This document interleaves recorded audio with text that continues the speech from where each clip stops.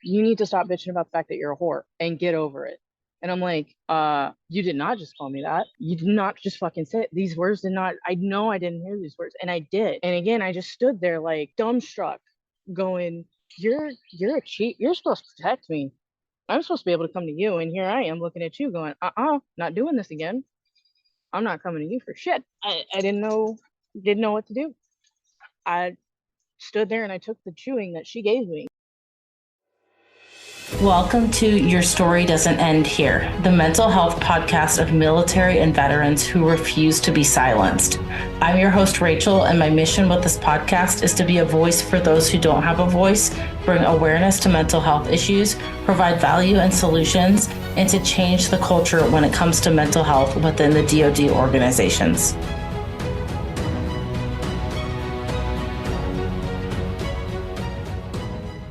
Hey everyone, thank you so much for coming back for another episode of Your Story Doesn't End Here. Today's guest is Renee. Renee is an HM2, was active for 10 years and has done 2 years in the reserves.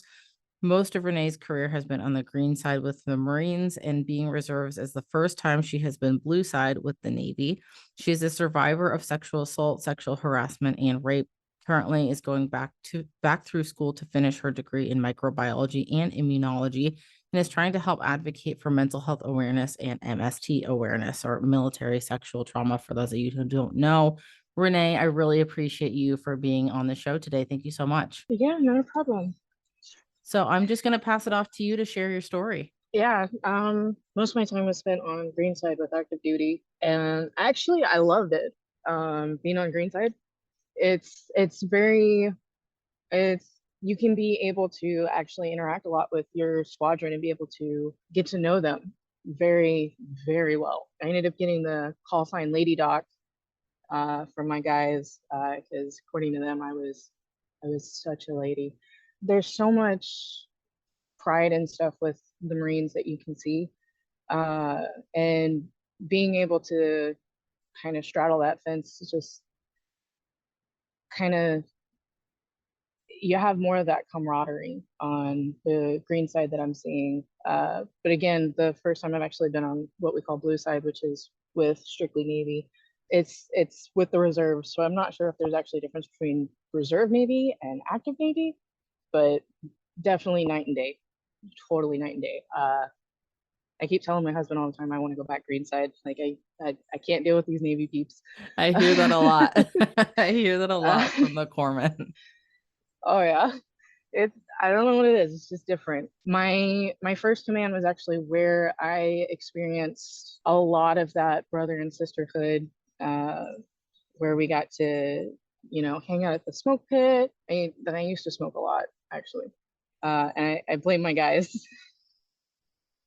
So we used to smoke menthols. We used to drink alcohol out in the smoke pit. Just some of the shenanigans you would get into. It definitely was one of the best times. I honestly have to say one of the best times I had is when I was on my green side time. The first incident that started up was actually from some of my fellow second classes. I was an HN at the time, but some of my fellow corpsmen in the second classes, they would definitely harass us females a lot.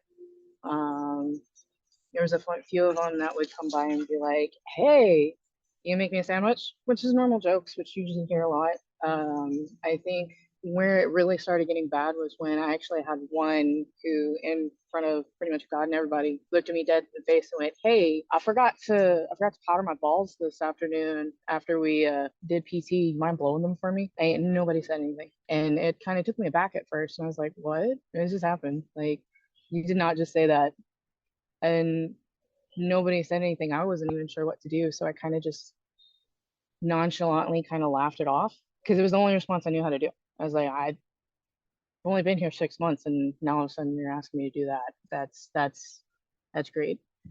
Afterwards, one of the guys that was actually in the same squadron as me, he was a second class. We all worked in like this BAS area, the battalion aid station, and the second class was actually part of the unit that I was with, that he would comment a lot about my breasts or how I looked in a uniform, a whole lot. And it was, again, one of those where you just didn't know what to say to it. So you just sort of brushed it off and kept walking because I wasn't even sure what to do. I'd been there, I think at that time when he started doing that, I think I was there for about 8 months. So I hadn't even been there a full year. And this is my first command straight out of my C school. So I didn't know the rules, had no idea that any of that was considered like a red flag. Made me uncomfortable, but I didn't know who to talk to. Didn't know who our EO was, didn't know who our any of our reps were actually. I was actually talking to a fellow female corpsman who had just got there, and she was talking. She was like, "Yeah, this guy's like making me uncomfortable." And I told her, "I was like, yeah, he makes me uncomfortable all the time." And I started explaining to her like how he would comment, like whether we were in PT gear or in like our chucks, and or even in the flight suit, and we'd be like, "Yeah, this is what he says all the time to me." And she was like, "That's not okay." And I'm like, "Well, I don't know what else to do." I've never been in this situation before. I'm not sure even what to do or who to talk to or even what to say. And she told me she was going to take care of it. And I think that was the first time I actually found myself in my chief's office being yelled at. Like it was cool. Um, because apparently I was making the unit look bad because I had said something negative about a second class. I was like, you for real right now? Like, I'm saying something negative because I'm uncomfortable. And all I said was, this is what he said to me, but that's negative. Um, okay. Again, still had no idea what to do. One of my Marines that I actually got very comfortable with, I was explaining to him what had happened, and he had told me a lot. He was like, "Yeah, that's not cool at all." And I met his wife. They had like two dogs and everything. He became a really, really good friend. And I used to confide in him a lot about what was going on. Like, okay, well, these guys are now saying this. I just got told that I needed to put on a second bra whenever we go PT. I got told that my uniform is apparently making people feel promiscuous. I'm like, I don't understand what I'm doing. My uniform, it fits correctly. I'm making sure I'm not, you know, doing anything that looks different. I'm not doing anything different than any of the other females. Nothing. And he came in the clinic one day for his PHA, and I was talking with him. And for this PHA, where we have the patient in the room and we close the door. And while I'm typing on the computer, getting all of his information, making sure everything's good to go, for the note to send up, to make sure that one, he's PHA ready, two, we have all of his stuff in MERS that's good to go. He comes up behind me and proceeds to fondle my breasts and shove his hand down the front of my blouse. And I panicked and I got him off, flipped his arm out of my shirt and stuff, and I ended up like busting two of the buttons on my peanut butter blouse. And I asked him like, what the hell are you doing, man? Like, that's not okay. One, you're married, and two, I do not like you that way. And he was like, well, I thought it was okay because you look so sexy in that uniform. And I'm like, the fucking service uniform. Like, what's sexy about this uniform? So freaked out, thought we had an understanding of boundaries, and he does it again within like, to me it feels like we've had this conversation for like 5-10 minutes, and it wasn't even that long, and it happened like stupid quick, to the point where I screamed, finally got his ass off of me, just ran out of the exam room, just grabbed my cat card and just ran. And the first place I went was the female's restroom because I didn't know where else to go. And I texted one of my best friends at the time and I went, hey man, I need you to run out to my car. It's unlocked. I need you to grab my Eisenhower. And he's like, it's 125 degrees outside. What do you want the Eisenhower for? And I was like, just go grab the Eisenhower and bring it back in. I need it. I'm freezing. Just go get it. Because I had 3 buttons now that were ripped off my top and no way to fix it. And didn't know how to even explain to anybody what had happened, didn't know who to go to. I didn't even know that there was a difference between restricted and unrestricted. Like nothing. And again, I still hadn't been at this command for a whole year yet. My friend comes and he brings my Eisenhower, the jacket for the service uniform. And I put it on. He didn't even notice that I had three buttons that were missing. And I zipped it all the way up. And he's like, "Dude, you're ghostly pale. Are you sure you're okay? Are you not sick or something?" And I was like, "No, I'm fine."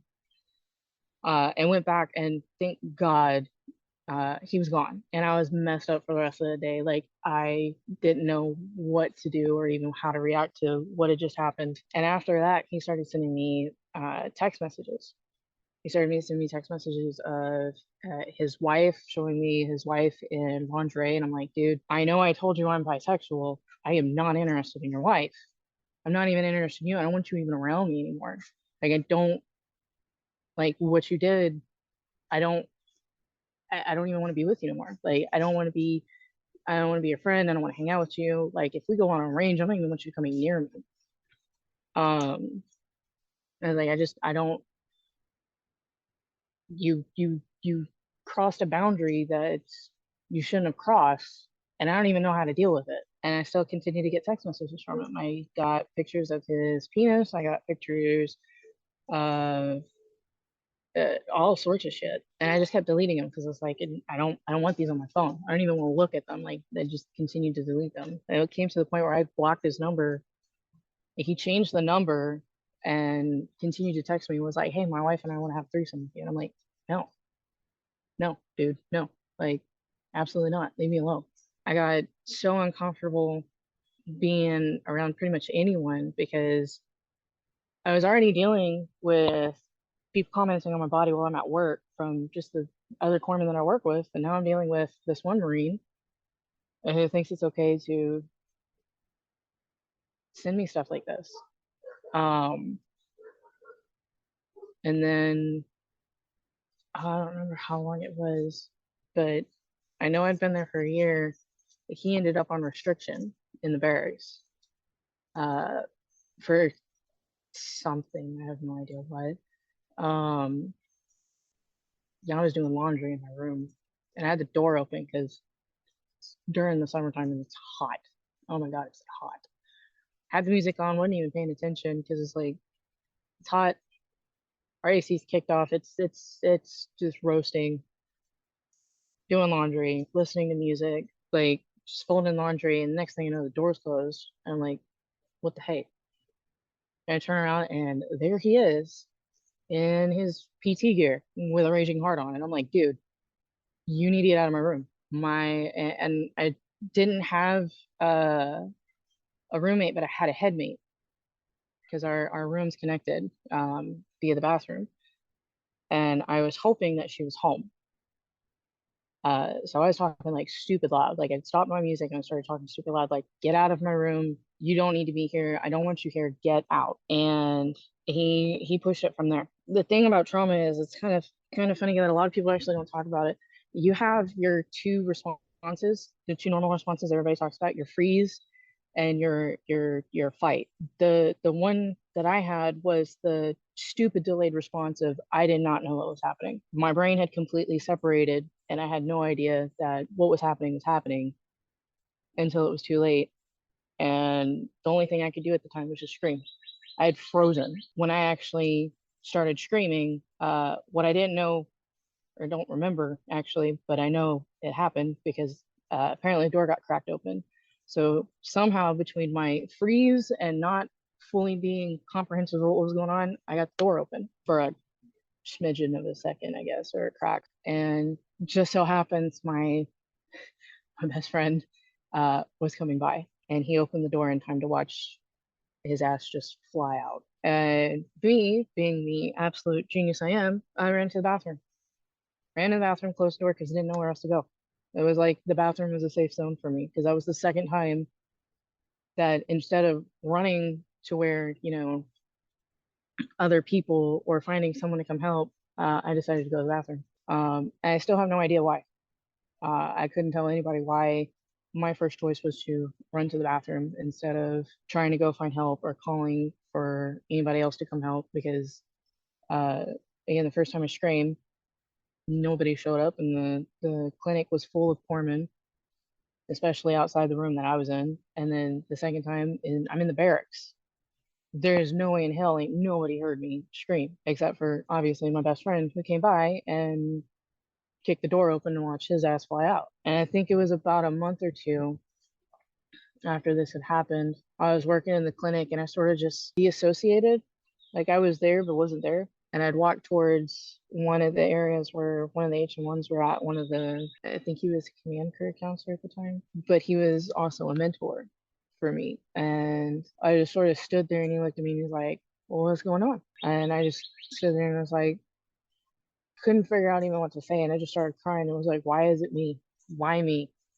And I just kept, that's all I asked over and over again while I was bawling my eyes out was, why me? What did I do? Why? And he realized that there was something wrong and he brought me into a separate room and was like, do I need to get chief? And I was like, no, I don't want to be yelled at again. I don't want to be told I'm making the command look bad. I don't want to do this. I'm done. I'm done. I don't know what I did. I have no idea. And he was like, well, what happened? And I started to explain it to him and he goes, all right, I need you to stop. And I was like, well, you're the one who just asked me what happened. And he's like, well, there's a thing. If you continue on, your case is going to be unrestricted. And I'm like, what the fuck does that mean? Been here for a year and a half and I still don't even know what the hell you guys are talking about. Because every time we do the SAPA training or do the suicide training or the EO training, everybody makes it into a damn joke. So I have no idea what to do, no understanding at all. So I just sat there. I shut it up and sat there because it's like, well, nobody wants to help. What I didn't know was that they were actually getting SAPA rep, a victim advocate. And I ended up into a different room. And she told me, she was like, well, this is the difference between this type of reporting and this type of reporting. And I'm like, what? I am still not comprehending anything because my mind is like so not there because I'm having this mental breakdown that apparently nobody seems to see that I'm having. And I'm not sure what to do. I'm not really comprehending words. Like I'm hearing them speak and I'm not really understanding what they're saying until finally like she looked at me and she's like, do you need to talk to mental health? And I'm like, I have no freaking clue who I need to talk to. I'm still bawling my eyes out. Like I don't, my words are barely coming out. Like it's the crying that I had going on was so bad. Like I had snot running down my nose. Like I barely could speak. My voice was so constricted. I didn't even know how to tell anybody what had happened. I just knew that I couldn't do it no more. I was literally at the end of it. And she got me to the mental health people, and they got me calmed down enough to explain to them what had happened. And I finally actually started becoming a little bit more, uh, my brain started working a little bit better at this point. And I started actually understanding what they were saying between the restricted and the unrestricted reporting that was going on. And I was like, oh, so I can take this guy to court with zero evidence because I scrubbed my body from head to toe because I didn't want any piece of him on me anymore. And literally, I scrubbed my skin so raw. I don't have a strick of evidence. And I asked her, what would you do? And she was like, well, you have no evidence. At this point, it would be a he said, she said deal. She's like, you don't even have any witnesses. And I'm like, so nothing would happen. She pretty much told me, she's like, yeah, nothing would happen. She's like, you would probably go through this entire situation, have your name dragged through the mud, only to watch him get off.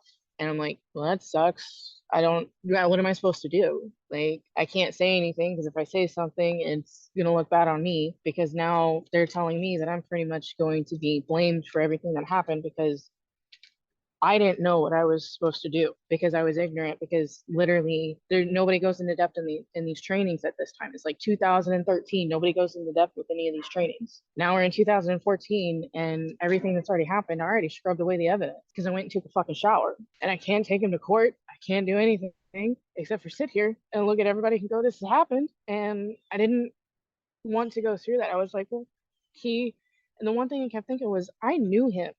He knew me. I told him every fucking thing. He was one of my best fucking friends. Like if I wasn't hanging out with my other friend that was a corpsman, I was hanging out with him or some of the other guys from my squadron. If I can't trust him and he did this, what are the rest of them gonna do? And I told them that I wanted to go restricted until I could figure out how to make any of this make sense. And to be honest, none of it still makes sense because how can someone go through all of this, tell them what happened and still be told you're most likely going to watch the person who did all this shit to you walk.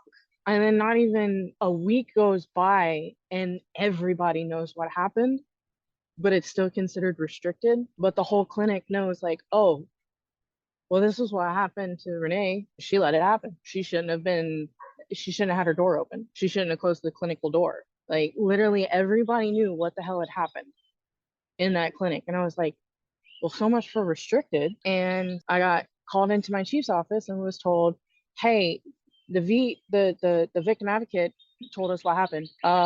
You need to stop bitching about the fact that you're a whore and get over it.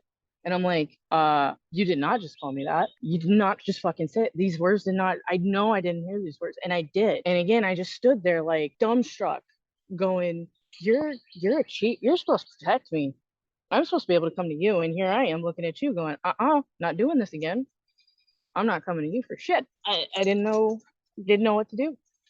I stood there and I took the chewing that she gave me. I don't even know how long. So this was a female chief? This was a female chief. Wow. She was the worst. She really was. Like, I have an E7 sitting there telling me, just damn. I really wish I remembered how long I was in her office, and I don't. I really don't. So I ended up starting to drink alcohol a whole lot. Like, I never drank during the week because I did not want to wake up with a hangover and still have to take care of patients, because like that would suck. But during the weekend, I can tell you how many nights from Friday afternoon to Sunday morning, I have no idea what happened. I was blackout drunk. I stayed blackout drunk. I essentially became an alcoholic. I did that for, I think, 7 or 8 months, maybe less. I'm not sure. Until I got raped again by a fellow corpsman who, we were out celebrating our birthday, our corpsman birthday. And I wasn't drinking that heavily. He wasn't even drinking. So he gave me and a few of the other guys and one other female corpsman back, a ride back to the barracks, where he was like, hey, I got a bottle of Jack and 50-50. And like, all right, cool. And we were in the smoke pit, just smoking and drinking. Nothing literally unusual about that. I thought we were walking back to my room, actually, because I was like, I'm going to bed. I'm done. I'm done for the night. I'm going to go pass out. And ended up getting my ass dragged into his room and was told, everybody's been saying these things. I want to know if it's true. I'm inebriated. I'm to the point where I'm drunk. I want to go to bed. And he's decided that he wants to have sex. And I told him no. And apparently no wasn't good enough. And I had already learned my lesson from the first one with making any kind of report that I didn't say shit. And he continued to rape me for 4 or 5 more months after that. I stopped drinking because it was like, well, it's my fault because I was drinking. So I started drinking. I still haven't touched alcohol. I may have like a drink there or now and then, but it's just one, and I don't even finish them. I did get to the point where I did try and commit suicide because it was just so bad. I didn't have anybody. The guy who was my best friend had transferred duty stations already. And then the corpsman who had continued to repeatedly rape me, apparently had done that to like 7 other fucking Marines. And only one was taking him to court, and he walked. They said he was drunk too. There's no way he raped somebody because he was drunk. I was drinking. There's no way they would have. If he already walked once, what's to say he wouldn't walk again? Even if I did say something. My business had already been spread around the clinic and around the unit, so I was already, I had more harassment that came from that. More of my Marines who would talk frequently and, talk about, oh, you have such sexual escapades. And I'm like, no, I actually really don't. None of them are consensual. Everybody laughed about it. I told that I was overreacting and that it was always something with me. And then when I went to mental health, and was like, look, I'm ready to throw a toaster in the shower with me or something. Like, take a whole bottle of pills. I don't care at this point. I don't want to live. And I got told, you'll be fine. You're not that bad. You'll be fine. I don't know what the hell anybody was thinking, but I know how it feels still. I still have suicidal ideations. My husband, he's active duty, and he has woken up from listening to my screams. I've woken my kids up. There's nights where like I can't sleep, not because I don't want to, because there's a lot of nights I don't want to sleep, but there's also nights where it's just I can't. I'm just not tired. I don't want to go to bed. Can't do laundry. That's my husband's chore. I can't fold anything. I can put it in the washing machine. I can put it in the dryer. and I can pull it out. That's the extent of what it goes to. If I even attempt to try and fold it, I have a panic attack. It takes a lot for me to go anywhere by myself, and I don't trust people. It is so hard to trust people now. Going to the doctor's office just for your normal checkups, like it freaks me out when they close that door because the only thing I can think of is, okay, well, I'm not turning my back on you, and I'm not close enough to the door to be able to escape. I have severe depression, severe anxiety, bad PTSD since being out of the military, or at least off active duty.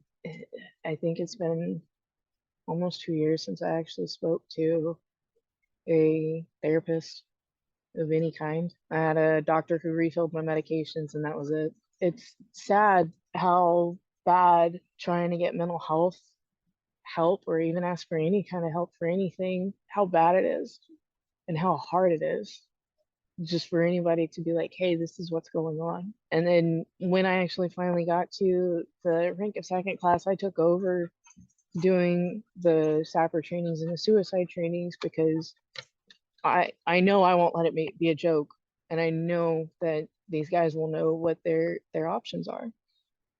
Versus me not knowing shit when I first did it. Like, I didn't know anything, and I'm so mad about it. I just think I went on a rambling rampage, and I'm so sorry.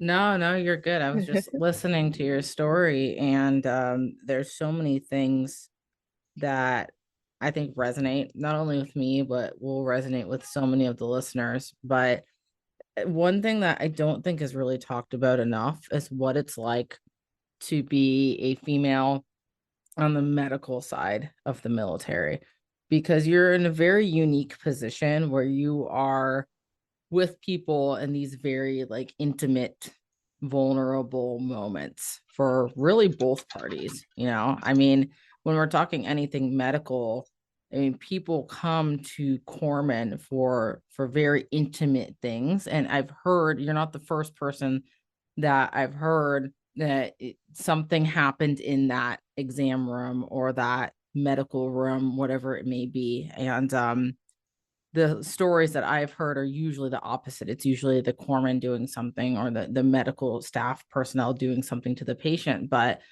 um, I can't imagine that you are the only person that this has happened to on the other side of the spectrum. I'm sure it happens all the time, but when we talk about reporting and that whole process, I mean, everything you said is so relatable.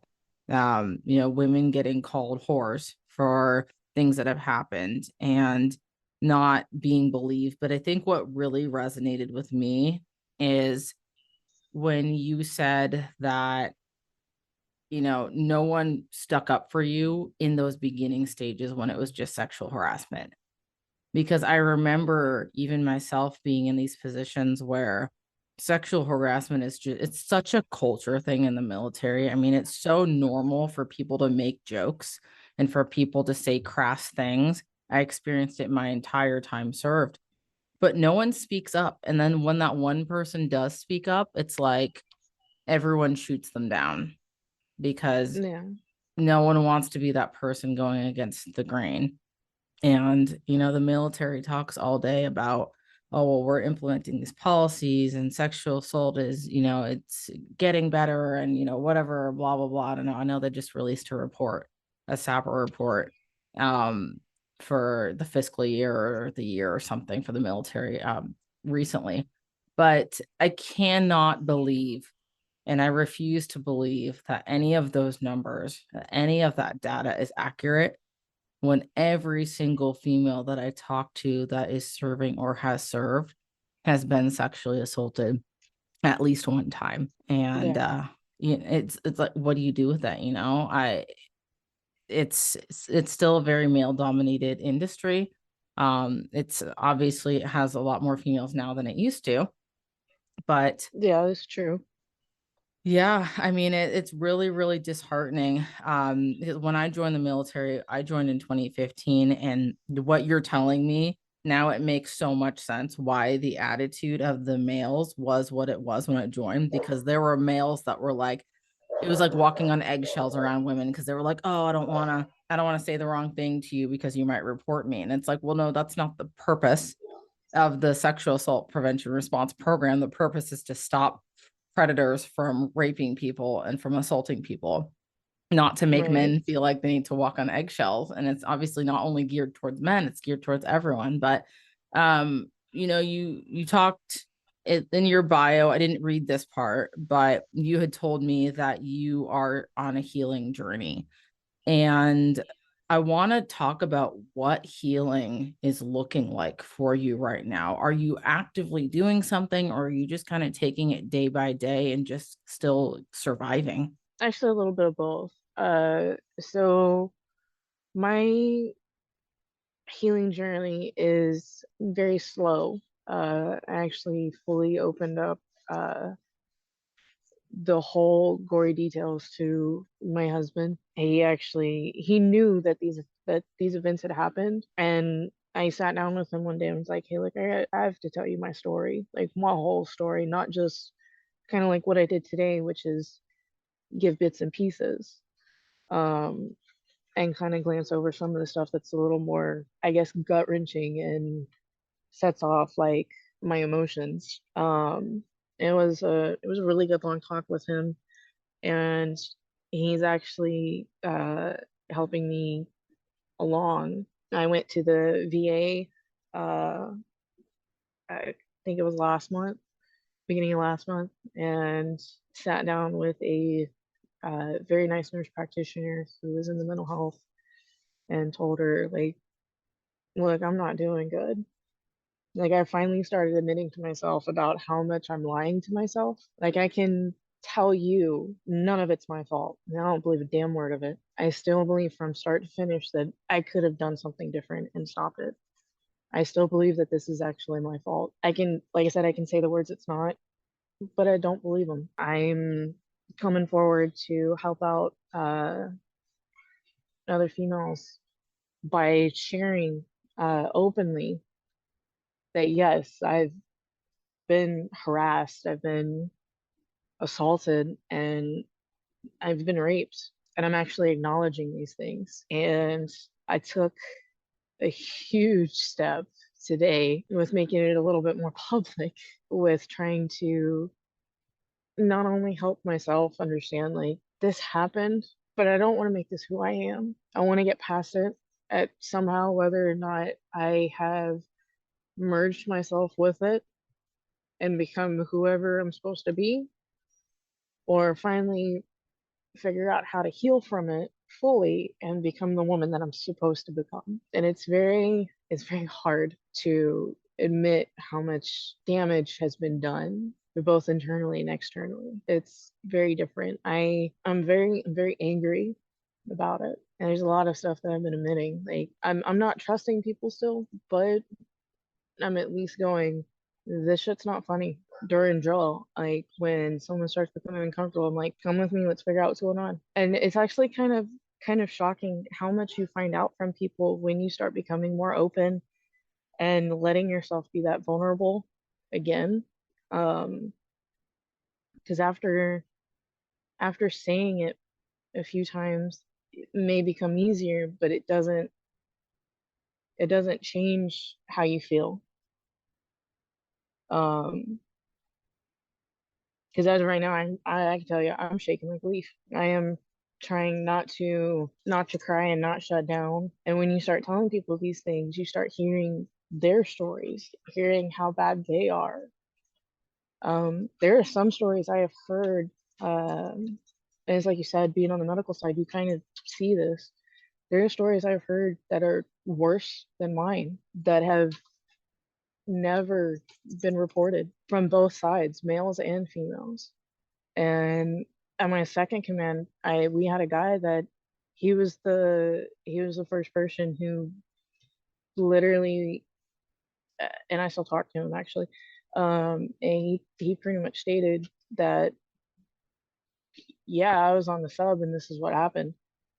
And he was open about it, and he was like, I don't give a fuck what you guys say. I don't care what you think. I don't. And I remember when he told everybody that, I was like, damn, I want to grow up to be like that. And I finally got to the point where I was looking at my daughter and I was looking at my son, and I'm like, if I'm gonna sit here and lie to myself and continue to be in pain and continue to hurt and continue to ignore the fact that there's days where I want to chug an entire bottle of my SSRIs or go to one of the bridges and just take a fleeting nosedive, they're going to think it's their fault because I didn't heal myself. I didn't take time to take care of myself. So in order to take care of them, I have to take care of me. So I finally got the courage to go and start telling people I need help. I don't know where I would be if I didn't have my family. I don't even know if I'd still be here, to be honest. Well, I know how incredibly difficult it can be to share your story, especially when it deals with sexual assault or rape of any kind. I remember when it came to, I mean, I had interviewed people for almost a year and hearing other people share their stories. And I finally shared my story. And it was so incredibly difficult to speak the words out loud because I think on one end, for me at least, I know in my head the bits and pieces that I can remember because my brain blocks out a lot of stuff. But when it comes to talking out loud, it's like it brings up a whole other set of emotions. And in that, though, we find that so many people are hanging on to just loads and loads of baggage that they haven't released to the world ever. And, you mentioned that people came up and talked to you about stories. I mean, these are things that males deal with too. And that hasn't, like, I don't even think the military has scratched the surface of male sexual assault. And that's been happening for years. Yeah. And, it's something that females are dealing with all the time, every single day. And the, I think the worst part about anything sexual trauma related is that it's never just like healing the sexual trauma part because your story brings this to mind for me. There's the gaslighting that you now have to overcome mentally and figure out a way to kind of get yourself out of that mentality. There's the people telling you that you were wrong. There's being lied to, there's the betrayal. I mean, there's just layer upon layer upon layer because there's things that come alongside that trauma that like we have to discover in this journey for ourselves. Like we might not even realize that there's other traumas that come with that. And so, yeah, I mean, the healing journey, it really does. It takes time and it sucks that it takes time, but I'm so glad that you were able to get yourself to a point where you're able to turn that next page and say, okay, this is what I need to do. And understanding that, you're still struggling with things and you might still struggle with things for a long time, but you took the next step and that's huge. And there's so many people that are going to be able to relate to your story. And you really are impacting so many lives just for being here and sharing your story. So I appreciate it so much. And I think to close out, I'm just going to ask you, Renee, if there is anything, any advice that you would have for anyone that may relate to you or be in a position that you were in or, has gone through sexual trauma. Get help is the best thing you can do for yourself. Talk to your chaps. They've got like a boatload of knowledge. And it's gonna be hard. Whether you report it or you don't. Understand that the laws in different states. So for example, like California, if you talk to a medical staff, uh, they're an automatic reporter. So you have to make sure that you're talking to people who are actually able to take restricted reports if that's what you're wanting to do. But the biggest thing is to definitely get the mental health care. Um, it's gonna be terrifying and scary, and you can always ask for if you have like that super trusted friend that you trust more than anything else. Um, you can always ask them to go with you. I don't know any provider that would tell you not to. And if they tell you that you can't have someone in there to help support you, you need to find a new provider. And no matter what, you are cared for. If nobody else has said it, I care about you and you deserve to be here just like I do. You got to continue to find that reason to push in the morning, no matter how difficult it is. There's a lot of different resources out there you can reach out to, like Military One Source. The National Suicide Hotline, which is 988. If you're in the military, just hit option 1. They do have a text number. I don't remember what it is off the top of my head, but definitely take care of yourself. The only person who's going to fully take care of you is you. And that's what I would let them know. Well, Renee, thank you so much for being on the show. Thank you for your vulnerability and for sharing your story. Like I said, what you shared today is going to impact so many lives. And I look forward to following you on your healing journey as you continue to inspire others. And thank you again. Thank you for having me. Thank you for taking the time to listen in today. With your support, we are able to increase awareness of the mental health issues affecting service members and veterans today with the goal of creating positive change. If you got value from this episode, please take 30 seconds to subscribe and share this episode within your own network. Until next time, remember, your story matters, your mental health matters, and your story doesn't end here.